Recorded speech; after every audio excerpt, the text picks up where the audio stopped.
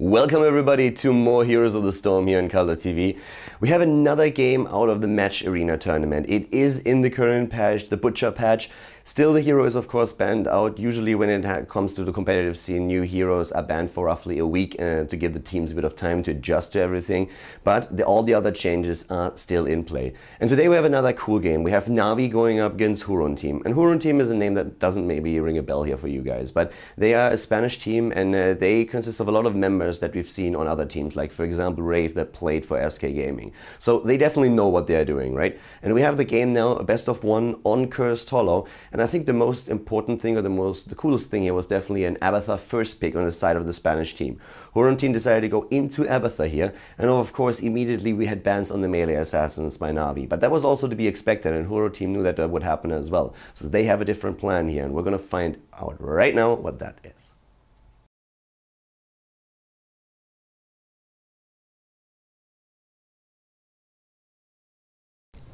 Alright everybody, Cursed Hollow is our map between NaVi and Huron team, so we're having NaVi going up against the Spanish team in this case. It is still a best of one, and to the left side of the map NaVi is starting with Breeze playing Johanna, Eternal on Jaina, we have Shrimpy playing Brightwing here, Splendor on Malfurion to complete the double heal lineup that we're seeing for them, and JPL on Zegara in this new patch. To the right side of the map it is of course Huron team, the Spanish team with Shat on Kel'Thas, Hiruka playing Abathur, first pick for the team actually, Vipolino on Anubarak, Rave TGN on Rhaegar, Rave former escape player, and we have Red X on Muradin. So double tank going up against a double healer.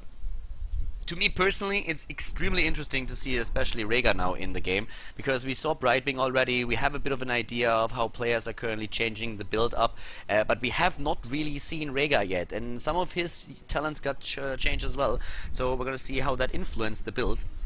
Interesting enough, talking about builds, we already have an adjustment to Brightwing's talents. Normally what most of the Brightwing players have really been focusing upon was the phase shift talent on level 1 and on level 7, but in this case it is the unfurling spray, so you increase the soothing mist range a bit. I'm really curious to see how that's going to work out for Shrimpy, because, well, I guess the category that got changed the most in the last patch was really the supporter category. Brightwing has been changed, Malfurion has been changed, Rhaegar has been changed, and with all those things coming into play, of course the support players have to really rethink the way that they are talenting their heroes right now. And in this case, we have for the first time a Brightwing player not going for the phase shield, but whoa, look at the damage coming out here against Jaina. Wow, Blondie dead, but so is Kel'Thas. So Kel'Thas and Jaina are both dying, and that is an even exchange for the teams, one kill against a kill. Interestingly enough, we're having actually more of a push build on the side of Hiruka on his Abathur, going straight for the survival instincts on the Locusts. I'm really interested to see how far he's going to go with that, because normally what you see when an Abathur is in the game is just like a focus on the support build, since the push build in general has been a bit nerfed by Blizzard. There were a couple of stealth nerfs against the Locusts in the recent past, and then of course also that level 16 talent, or level 13, where it lost a lot of the range against structures, which is always a bit annoying.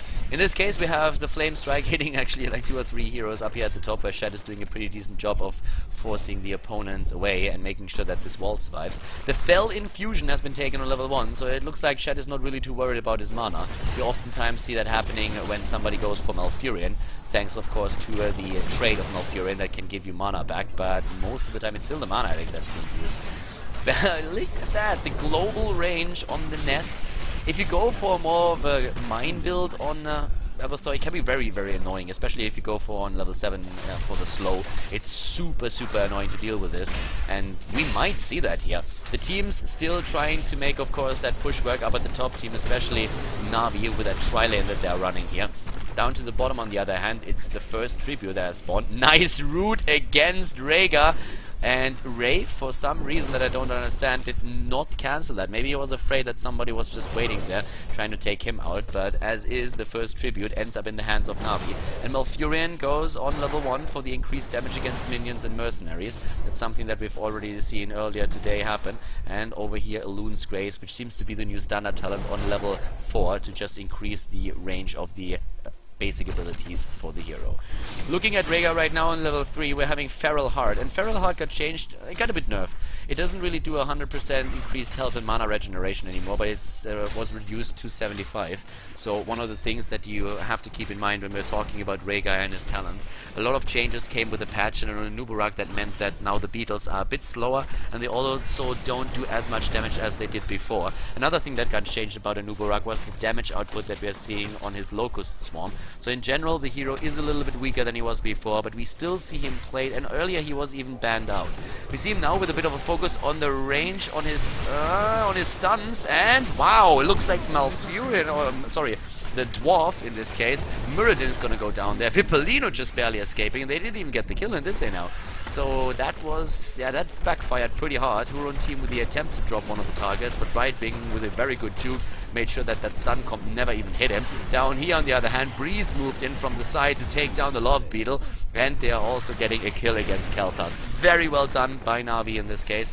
We have the increased range on the spikes. Once again, Muradin is in, trying to take down Eternal with the help of Abathur. Jumps in, and there's the kill, and maybe another one against Shrimpy. It's gonna be close, and yes, the double kill. Red X just showing NaVi that they can't dominate this game just yet. Very well done by Huron team. It didn't really look too good when two of the heroes just died like that, especially since they were the ones initiating the battle in the first place. So very well done here by Muradin and also Abathur. Good job. Talking about the talents again, it's the increased range on the Burrow Charge and also on the increased range on the Impale. Usually that's being followed up by the Bed of Barbs, which is actually the case here. So this is a build that we have seen sometimes in the last patch already. Oftentimes it was the Beetle build that dominated the talents for Nubarak, but now of course that the Beetle got just nerfed a bit. We probably won't see it all that often anymore.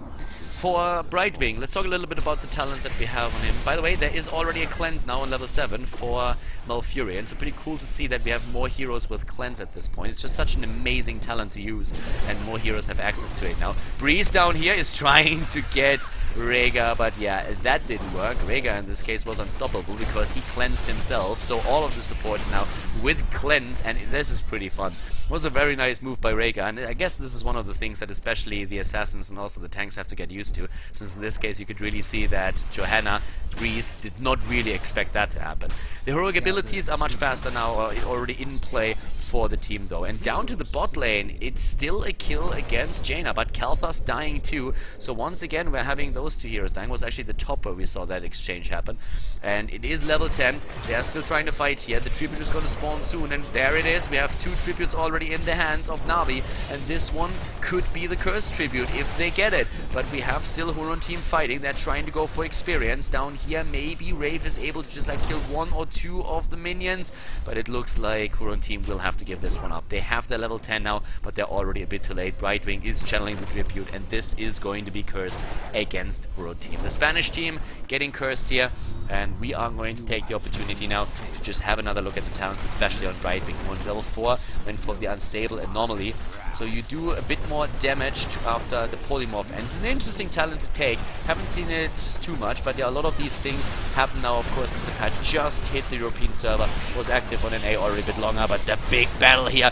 Whoa, the Maw hitting nothing, but actually putting a wedge between the two teams here. Hiruka low gets healed in the last second, but those Flame Strikers just doing so much work. They're moving in against Malfurion again, but Hiruka is super low, and well, trying to get away. He has actually not Hiruka or the real Khaldor, but it was the copy on him, so the copy obliterated there. Couldn't really do anything anymore, but at least Shad himself was not killed.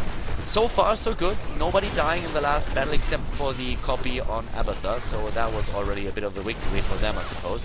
They're having now a level 13, very close though for the team in blue, and that could mean another talent lead for them. Shad with another living bomb against Malfurion, but that is probably not going to affect too much. Here we have that shield again. The teleport that you are going to finish with a face shield gives now that big shield for 20 seconds on a target, and it's one of the reasons why on level 1 we're oftentimes seeing the reduced cooldown on the face shield triggered by the passive that Shrimpy or Brightwing in general runs. But that synergy is not happening in this game, and I find that interesting. I find that really interesting because I think the unfurling spray is pretty cool. You have the increased range, but I just don't know if that really trumps that cooldown reduction that you see on your phase shift, just because that phase shield on 7 seems to be such a great talent, and if you can use that a little bit more often, it sounds absolutely amazing. I mean, Are you kidding me? 20-second shield that you can use, and I think later on in the game that's even 1,000 hit point shield that you can use there. Be it as it may, though, the boss is being attacked at the top lane, and that was of course after the boss at the bottom lane was already claimed, and this is where we are seeing the entire Spanish team now trying to defend, and that allows NaVi quite easily to make that move up at the top. We were talking already earlier about the level 7 talent on Abathur with the increased slow on his global mines. Very annoying talent to take, and if you are very active with Abathur on the map and you know exactly where to put these mines, then you can really disrupt the flow of the game for your opponent. That's exactly what they are aiming for here. They're still behind though. The level 13 talent is in play for NaVi, and they are running this now with the shield dust on Brightwing, so pretty much the talent that we've seen for most of the Brightwing players so far. The only changes that Shrimpy makes for his hero are on level 1 and on level 4, and we've been going over those already.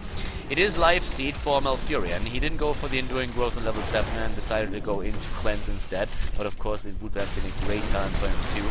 We have a Spell Shield for Johanna, and Spell Shield got changed in the last patch. I would say it was definitely a buff there.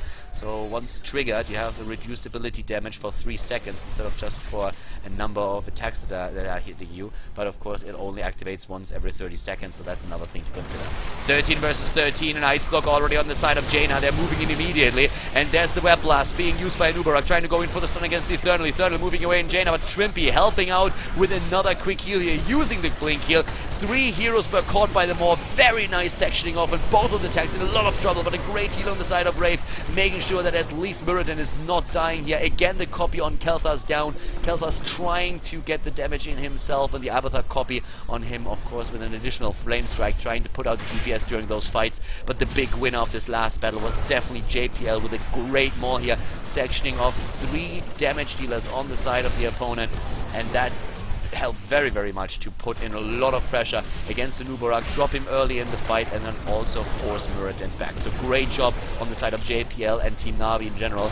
Once again, we have Iruka down at the bot lane, trying to go here for level 13 for the Bombard Strain. That was actually a talent that we have seen a lot when Abathur was still considered to be one of the most imbalanced heroes, just because he was able to outdistance the shots on a keep, so you could just like burrow behind a keep and then use your triple locust on level 16 to take that down slowly and steadily, and we've seen a lot of that. It was actually fun times. I have to admit that I used that quite a bit myself. So we still see that talent here now taken, and it's interesting because, well, as I said before, this particular build on Abathur is something that we do not see all that often. Usually it's really the focus on the support build, and I expected that when we went into the game after the draft, but it's not really happening just yet. Rhaegar in this case now on level 16, still going for the Feral Lunge, so which is actually very, very cool. So we're having Feral Lunge for the extra damage taken, Burning Rage on one of the heroes. It looks like right now that with Web Blast taken, especially the Nubarak just saying things like, alright, Locust Swarm got nerfed, it really helped me with my survivability, but at this point I need something. I have Web Blast now instead, but I need to go for something like a Spell Shield to really keep alive during those fights. The 16 talent is ready for NaVi, and that's of course a big disadvantage now for the Spanish team going into this battle. We are seeing in this case Holy Renewal taken, and well, for the extra heal there's another Phoenix trying to zone out NaVi. Level 16, the Hardened Focus has been taken. We have Mutalisk and Brood Expansion taken for Zagara for that extra damage that you would of course expect. Brightwing not even bothering with a level 16 talent. That's usually where Polymorph comes into play, either with Critterize or with the Enhanced Duration. 1 additional second. Down goes the first keep in the game. Job well done by NaVi. They're really capitalizing on that advantage that they have now. Doing a great job with this, but let's look at the numbers just a tiny bit. We have now that new roll tap in the game, and that means of course that on tanks we see amount of damage taken, 25,000 in the case of Johanna, and we have 21,000 and 26,000 for the tanks on the side of their opponents. When it comes to healing power, on the other hand, Brightwing, they're now not really having as much heal as before, and there's actually a reason for that. Brightwing was bugged for months when she did twice the amount of heal that she was supposed to do to herself with a passive. So she healed herself for twice the amount that she was supposed to, and that got nerfed in, or not really nerfed, but that got actually fixed in the last patch. So we will see reduced numbers on Brightwing for sure. It was actually one of the reasons why it was so incredibly difficult to lane against Brightwing. and you could not win that lane basically. Or well, at least you couldn't really like drop right wing. You could of course outpush her, but not more than that. The level 16 talent, interesting choice here, level 16 with the epicenter, so it's going to be much easier for Nubarak to get that stun in, and I guess it synergizes very well with the level 4 talent and the increased range on his burrow charge that we are seeing. We have also the tidal waves taken, and this is actually a very cool one in the late game. We're going to talk about that in just a bit, but for now let's focus a bit on the fight here, where we have Ignite on Shad's Kelthas coming in play, and of course the Stone Form for Muradin, as Abathur is going for the Locust Brute. That will make it so much easier for him to push the lanes out, but they need to go for Tribute, because this would be Tribute number 6 for NaVi, and therefore the second curse against Team Huron, and that is a problem, a big problem at that, of course. Abathur not jumping in just yet, Shad getting really low, hit by the Blizzard. Here comes Hiruka, goes for a copy on the Nubarak, and they're going in with a double stun, trying to take down the rest of the team. Shrimpy is getting extremely low on the Brightwing, down goes the healer. At the same time we have Malfurion with Tranquility, trying to keep everybody alive, but he's getting focused as well. Down goes Malfurion. The old guy is dead, the old geezer is down, and they are trying to go for the hot chick now.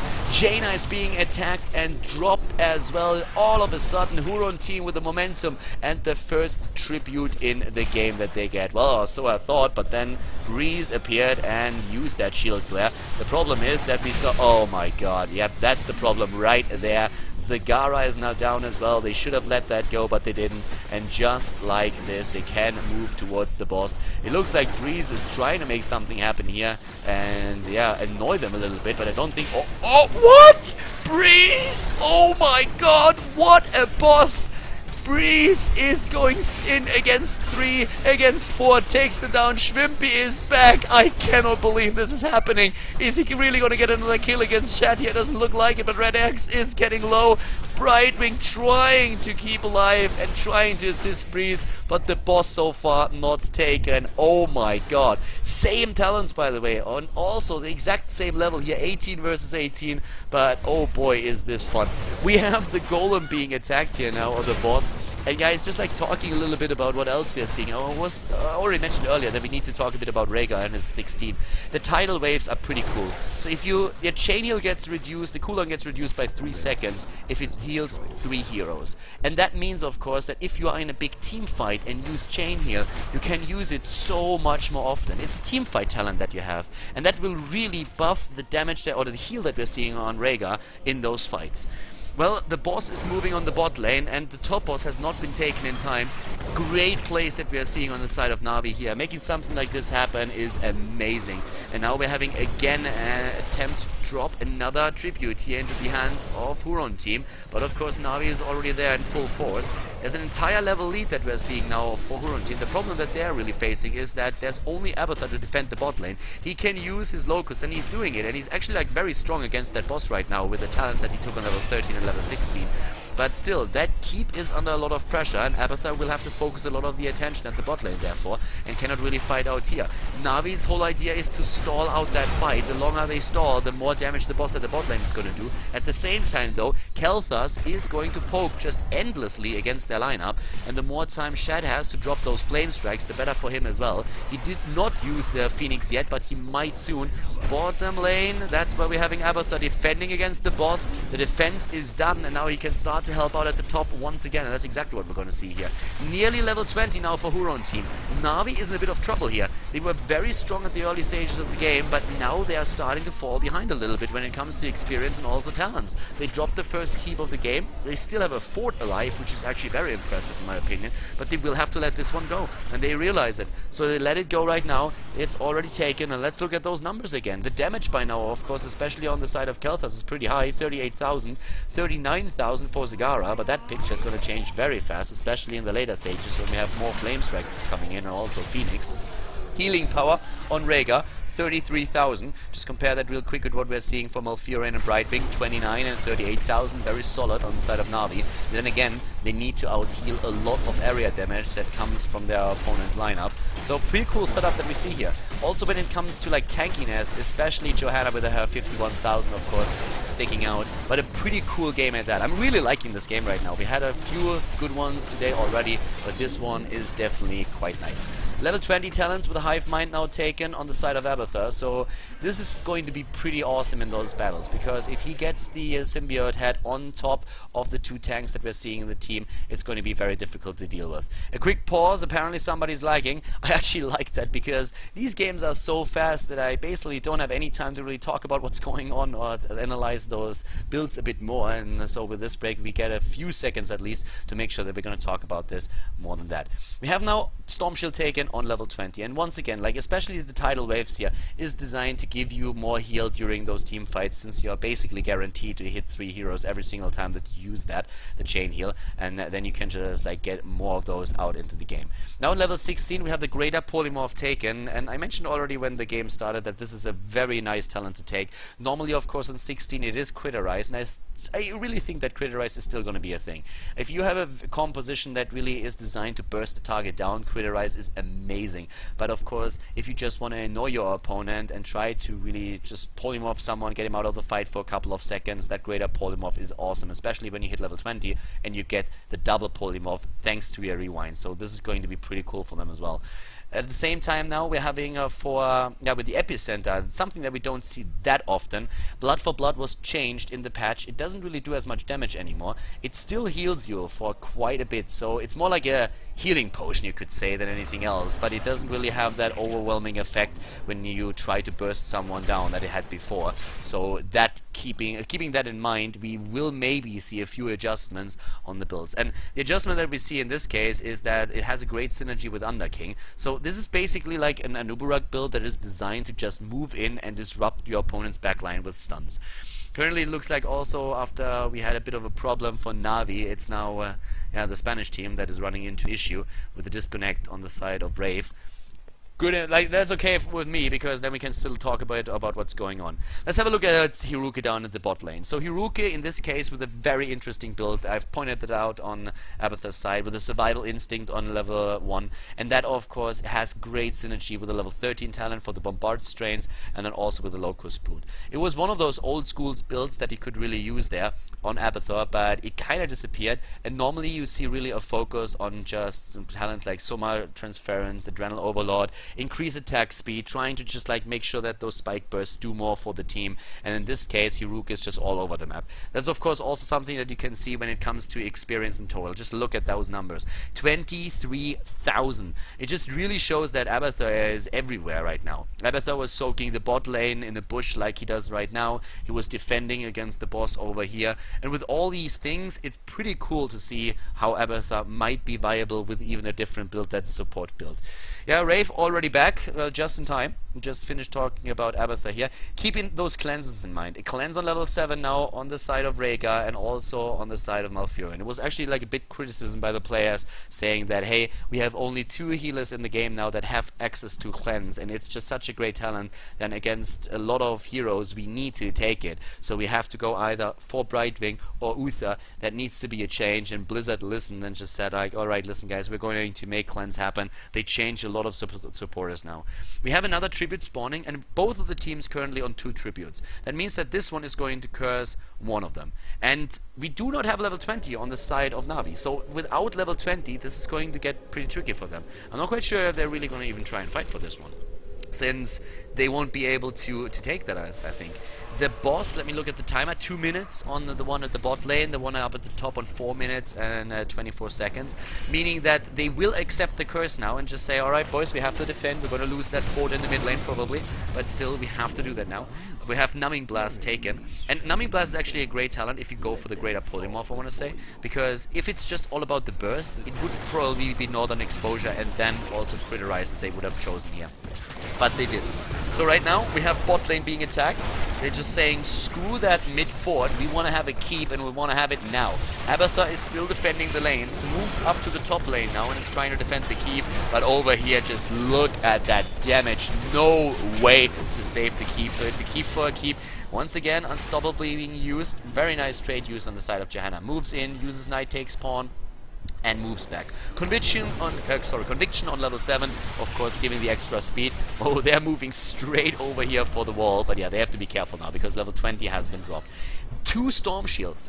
Johanna not going for indestructible, but saying yes against Kalthas, against actually a potential double Kalthas, since we saw Abathur copying Kalthas quite a few times. We need to have some Storm Shields in here. And they go for 2 Storm Shields right now. That will negate a lot of the area damage that we're seeing for their opponents. What is Brightwing doing?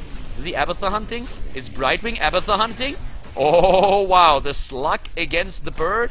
Nah, it's not happening. Mid lane, on the other hand. This is where the party could start here once again. Oh, God, that damage. JPL is getting burned to ashes here. Nice hit against Vipolino, but are they really going to be able to get him? Oh, the maw! A great maw being used. Here comes the copy on Abathur, and they are moving straight in. Once again, we're having Johanna moving straight into the middle for another condemn. Web Blast being used. Shrimpy is extremely low in the backline, but Malfurion with Tranquility trying to keep Shrimpy alive. Shrimpy just jumping away from everybody. And Uberrock is the first one to die here. Jaina dying as well. Oh, the copy on Abathur. Oh, wow, the jukes. Shrimpy, what a god on Brightwing here. Jumping away, but Splendor dying. So it's a 2-4-1 in this case. Again against NaVi. Just barely JPL getting away here after getting healed. But yeah, this is a pretty solid position once again for Huron team. And they go for boss now. The boss is on the map. And I'm really liking this match. A lot of back and forth action. A lot of fights. Team fights. Turnarounds. Yeah, 67,000 damage taken by Muradin.